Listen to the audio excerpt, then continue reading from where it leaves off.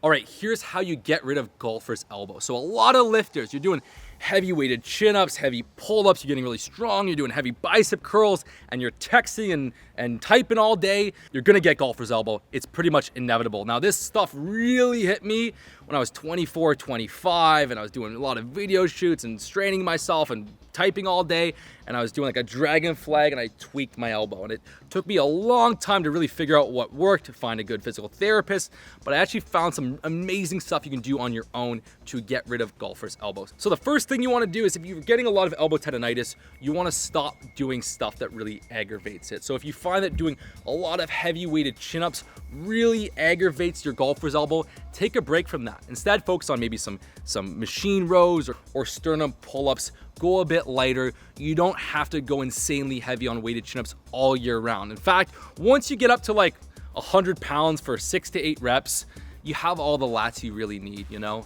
Sure, you can get a closer grip, get stronger, and really build the biceps, but again, you have to be careful because elbow tendonitis is not worth it. So I actually do a little bit less heavy weighted chin-ups now than when I was younger, okay?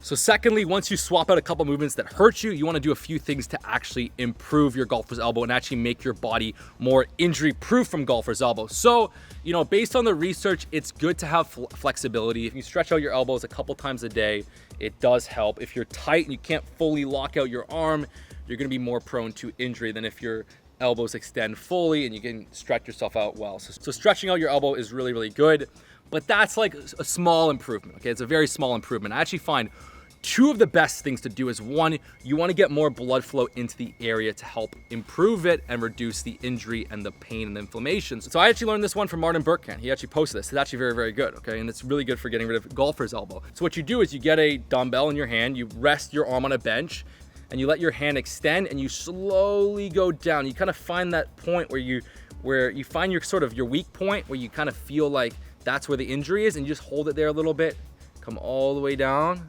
and then you're gonna lift back up, let your hand extend, go down slow, and you're just flooding the area with fresh blood. And you're helping, you know, reduce the inflammation eventually, reduce the pain. And so you might not notice improvement right away, but after a few days, you're gonna see it gets a lot better, okay? So again, you might just start with 5 pounds, 10 pounds, 15 pounds, and do this. And this one I find helps a ton.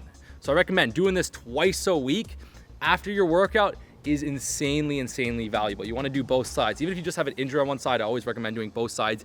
Keep it very balanced. But again, you know, start here on the edge of the bench and go down slow, all the way down. Find that point and hold it wherever you find you're the most sensitive. Hold it and then down. And I like to do about 4 or 5 reps of this switch, you know, and then maybe 3 sets. 3 sets of 4 to 5 is perfect.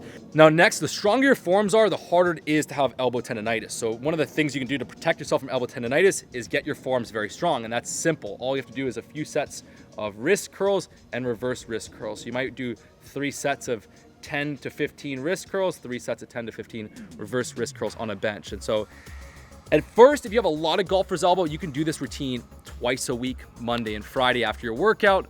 Or if your elbows are feeling great, just do this once a week for maintenance. But doing this simple stuff is gonna get rid of your elbow tendonitis. So again, cut out any moves that really aggravate your elbows for the next month.